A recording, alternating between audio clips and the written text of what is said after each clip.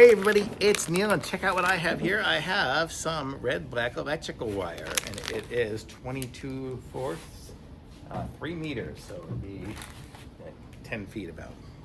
Let's see what this looks like here. Here's what it looks like, and there's the end of it. I'm gonna try to just strip it here with a pair of scissors, since that's what I have handy. And take a look at the wires here. So we have, let's see, did I strip one? I stripped one. There's a red, a yellow, a black, and a white. So it looks like it's got 4 conductors in there. The red one here is just the wires right now. But you can see they're pretty good. It looks like a decent wire, and it's nice and super flexible. It's one of the flexible ones, not super hard. So this will be great for running speakers or running whatever you need. I mean, I'll probably run speakers with it, so that's why I have that. But really cool. I like this, a nice little wire, so if you need it, you can pick up this little spool, and it's super heavy duty, and I like it. Thumbs up.